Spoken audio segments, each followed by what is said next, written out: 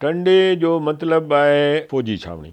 माना उन ज़माने में रेगुलर फ़ौज जेका हुई, अॻु में न मुग़लनि वटि का एॾी वॾी रेगुलर फोर्स हूंदी, हिकिड़ी हूंदी रेगुलर फोर्स जेका क़िला हूंदा उन्हनि जी हिफ़ाज़त लाइ, ख़ासि तौरु जेके कैपिटल सिटी हुयूं या दारुल ख़िलाफ़ा हुआ, दारुल हुकूमत हुयूं, उते हूंदी हुई फ़ौज, पर थोरी हूंदी, 1500 माना जेके जहिड़ी जिते आहे क़िले ते उते मुक़ररु।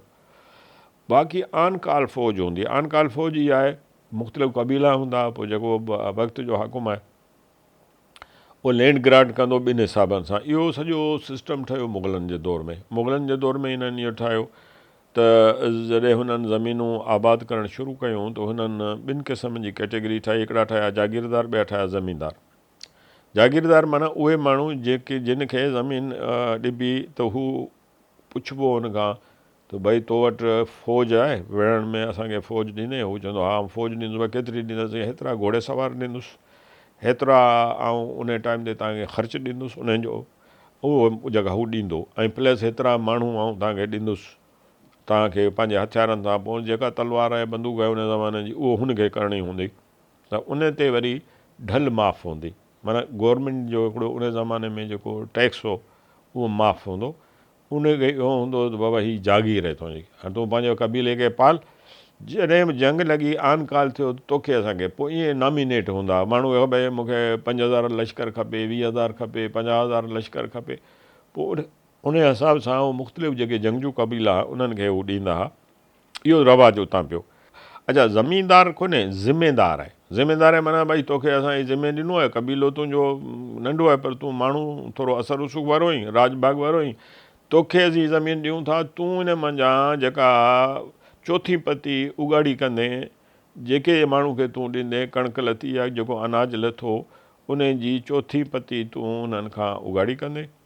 उन चोथी पती खे तूं उगाड़ी करे वरी उन जी चोथी पती जेका बि टोटल तोखे आमदनी उन इलाइक़े जी थिए, उन ज़मीन जी थिए, उहा वरी जेका आहे सा तूं मर्कज़ खे ॾींदे। माना जेका मर्कज़ जी हुकूमत हूंदी उनखे तूं ॾींदे।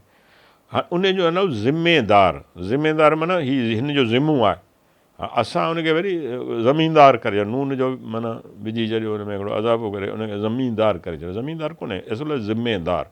जॾहिं बहालपुर जी स्टेट ठही मसइल ॻाल्हि जो, त उते इहो पहिरियों दफ़ो टर्म इस्तेमालु थियो, उते छा ॾींदा तरंडा।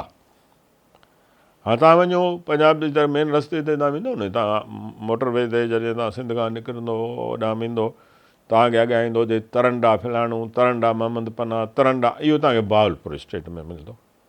हाणे बहावलपुर स्टेट खां बि जॾहिं टालपुरनि हिते हुकूमत कई, कब्ज़ो कयो, त टालपुर छो त देरा गाज़ी ख़ान खां आया, कुझु ॿियनि सराइकी इलाइक़नि खां। जॾहिं टालपुरनि जी हुकूमत थी पंहिंजो 1786 में, जॾहिं माना टालपुरनि टेक ओवर कयो, हुकूमत कई हिते सिंध में, त उन ज़माने में पोइ हुननि बि इहो ई साॻिणो जेको रवाजु हो जागीरदार ऐं ज़मीनदार वारो, जेको छो त इलाइक़े में मुरोजर हो, हुननि खे ॾिनो। त हुननि जागीरुनि मां वरी कुझु अहिड़ा ॻोठ हुआ जेके प्रोमिनेंट ॻोठ हुआ या ट्रस्टवर्दी ॻोठ हुआ, उन्हनि खे हिकिड़ो ख़ासि एज़ाज़ जुदा ॾिनो वियो।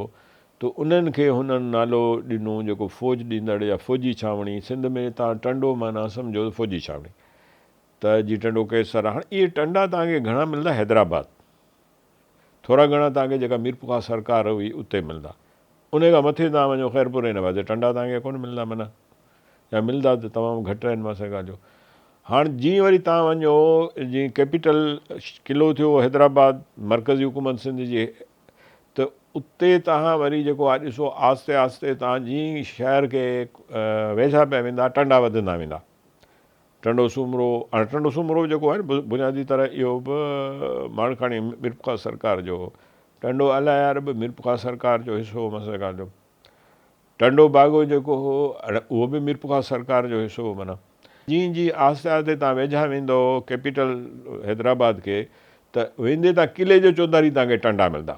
टंडो मीर महमूद, टंडो माई माण, टंडो जहानिया, टंडो फलाणो, टंडो वली मोहम्मद, माना हर क़िले जे चौधारी तव्हांखे टंडा मिलंदा।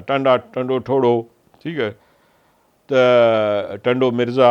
हाणे इहे क़िले जे चौधारी आहिनि। माना इहो मतिलबु इन्हनि जो टंडा तव्हांखे वधंदा। इहो हिकिड़ी निशानी आहे त हुननि इहे टंडा वरी हैदराबाद शहर जे चौधारी, क़िले जे चौधारी छो रखिया, जॾहिं त उन्हनि जूं छावणियूं त भई हिकिड़ी इमीडिएट फोर्स हुजे जेका वेझी हुजे माना, त उन करे हुननि उते हर सरदार जेको हो, छो उन ज़माने में जॾहिं दरबार लॻंदी या जीअं पाण चऊं भाई सेनेट जो इजलास आहे या क़ौमी असेंबली जो इजलास आहे या सूबाई असेंबली जो इजलास आहे, सरकार उते वरी उन्हनि जे लाइ बंदोबस्तु कंदी रहण जो, ती हुननि खे त उन ज़माने में जेको इन इलाइक़े जो सरदार ईंदो त उहो अकेलो त कोन हूंदो, असां 4 माण्हू हूंदा।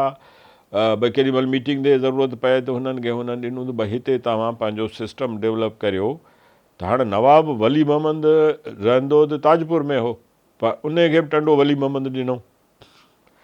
हाणे किन खे वॾी एराज़ी ॾिनो, किन खे नंढी एराज़ी ॾिनो, किले जो चौधारी। त जॾहिं को अहिड़ो दरबार लॻे, को इजलास ते हाणे घणा ॾींहं मीटिंग थी हले, छा थी हले, त पोइ हू अची पंहिंजनि इन इलाइक़नि में रहनि। टंडो यूसुफ, हाणे इहो सॼो तव्हांजो रुॻो टंडा टंडा आहिनि। टंडो मीन्स कैंटोनमेंट, माना उहे माण्हू जिन खे फ़ौज रखण जो अख़्तियार आहे ऐं उहो प्रिविलेज क्लास आहे। उन में बि वरी सुपेरियरिटी, नंबर 1 नंबर 2, भई जनरल टाइप जो माण्हू आहे इन जो उनखे टंडो।